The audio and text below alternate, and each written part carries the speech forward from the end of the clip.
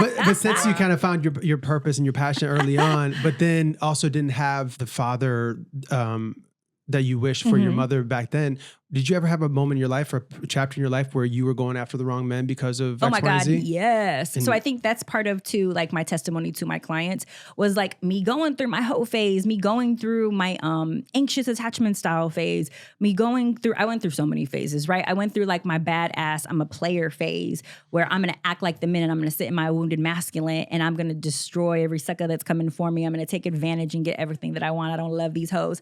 I've been through every phase imaginable, which is why I'm able to coach my clients Love that. Yeah. through that, because I'm like, girl, you know how many planes I've been on? Don't even try me right now. Like, who's flying you out? so you didn't date in your 20s, girl. Let me tell you. You missed out on that.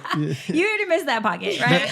That ship has okay. sailed. Mark's gonna fly me out. Yes, you got your man. Mark, you and Mark will travel together. You don't, and I'm not saying that you need to have all of those experiences.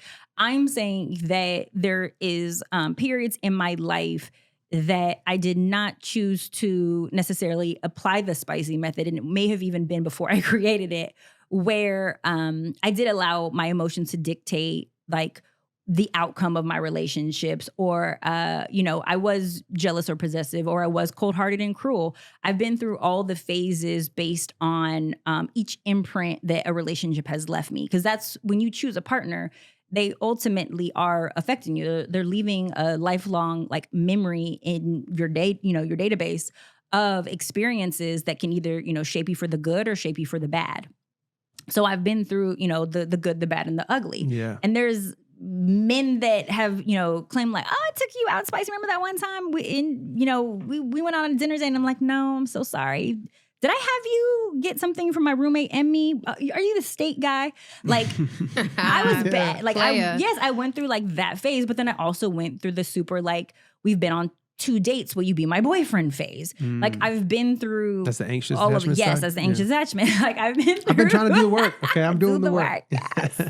Do the work, Mark. We need more men doing the work. Because we look to you guys for leadership in the households, because we want relationship and we want it with quality men. We need more men promoting that message of the self-work, right? Because oftentimes we're getting into relationship with men who don't love themselves, and we're expecting them to be able to pour into our love cup, but they have never done the work to pour into their own. So we are gifted with the blessing of our generation being like able to finally like be vulnerable, and it's cool for us to get, coaching and therapy now.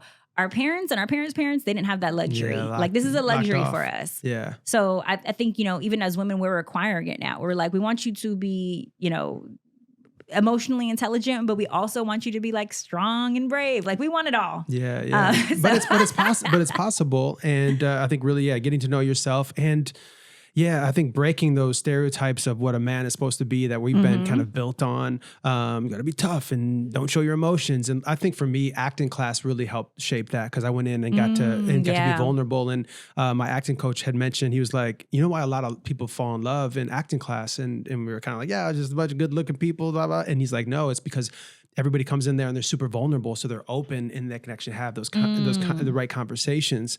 But it did take me a long time to get to that point, to be open and show all of that. But now I like to just scream it from the top of the building to let the world know that, like, hey, no, don't go down this way. This is what the road I went down. Come back this way. This is where it leads to the promised land.